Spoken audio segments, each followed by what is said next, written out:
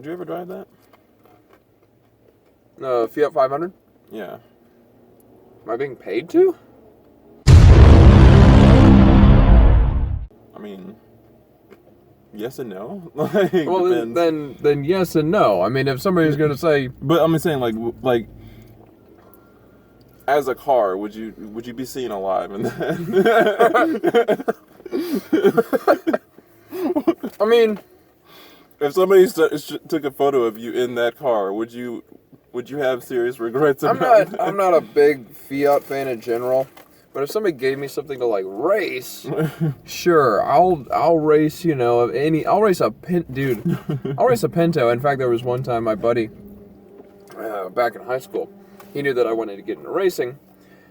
Sends me a text at like 1 a.m. Was like, dude, I found this Pinto, this 70s Pinto.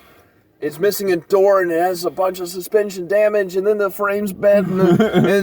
I'm like, what are you doing? He's like, and it slow doesn't down. have an engine. No, he's like, slow down. What's right with this car? Yeah, exactly. And I'm like, even if it was running, Pinto doesn't have a great reputation.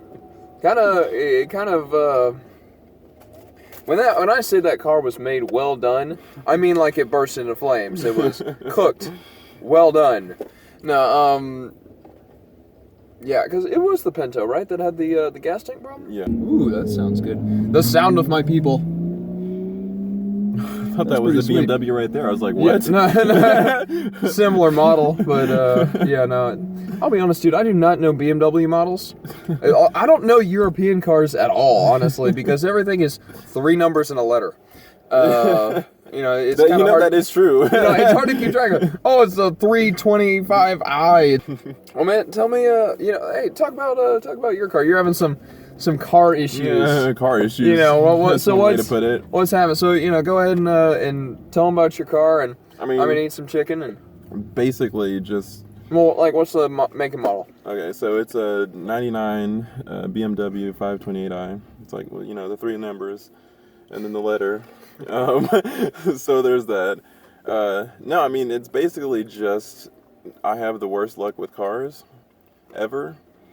So I'll get a car and it'll run, fairly decent for a little while, and it's like, oh, okay, this is nice. And then all of a sudden, something catastrophic happens. But it doesn't seem catastrophic at first. That's the thing. It always seems like, oh, the belt just came off, and then you look under the hood, and actually your engine kind of semi fell out. That's what it was about.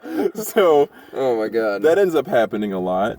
So, I mean, I don't know how either. It's like I don't drive my car like this guy, which isn't necessarily a bad thing. But like the cars that I get aren't intended to be driven like that. They're like, this is a point A to B type thing for the most part. But like, so my most recent problem, I guess you could say, the latest in a long line. Yeah, I mean, it's not.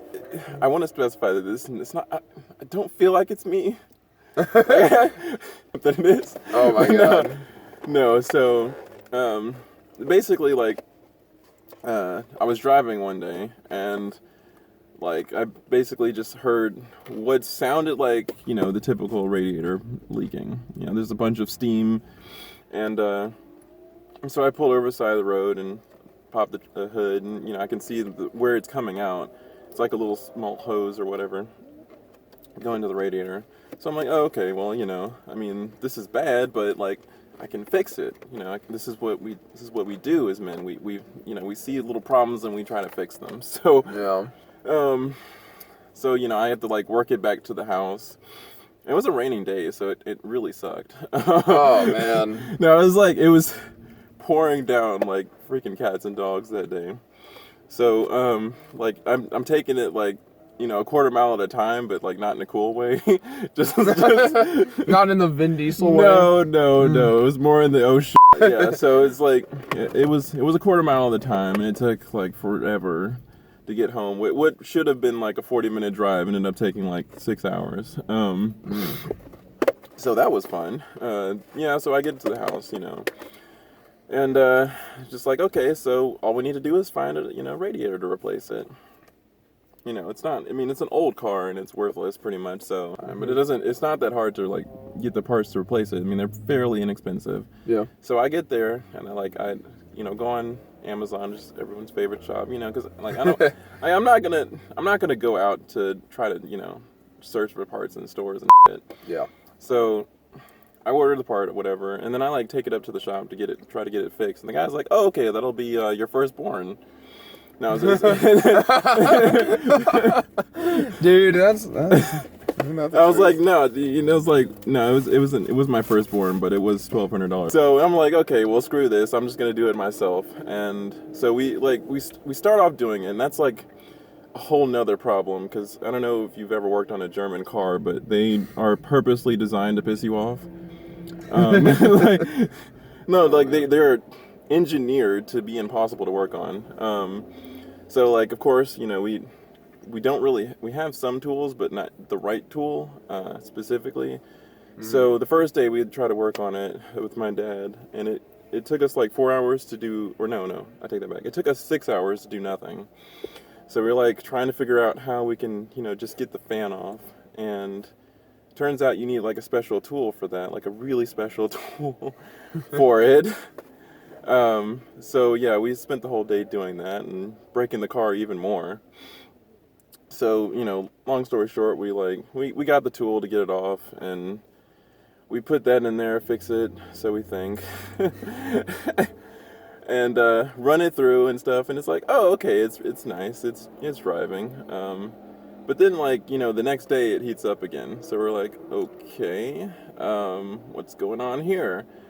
So we take it off again, and there's fluid coming from somewhere in the engine. So we like take everything back off, and then like inspect all the hoses that, you know, because we also took the thermostat off, and we're inspecting all of that to make sure that it's still working, right?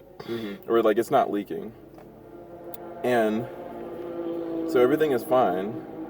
And then like we put it back on again, and then so I'm like, okay, well maybe we just need to get into the car, because like we don't know what's wrong with it. So we're like, my dad's like, nah, I think it's just the water pump. So we take that off.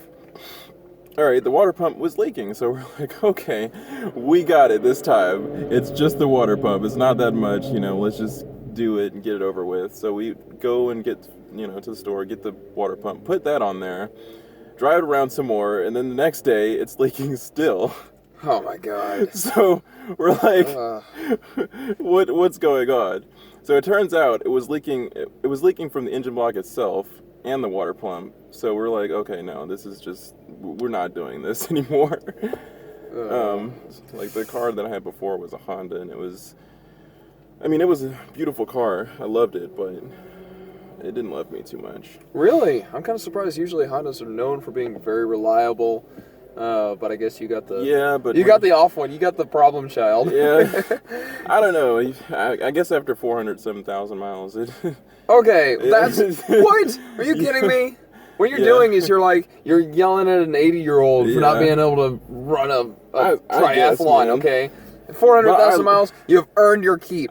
Well done. Yeah, and I had the car for a while, so I guess, but I guess I can't complain about that one. Yeah, but that's basically all of my car experiences.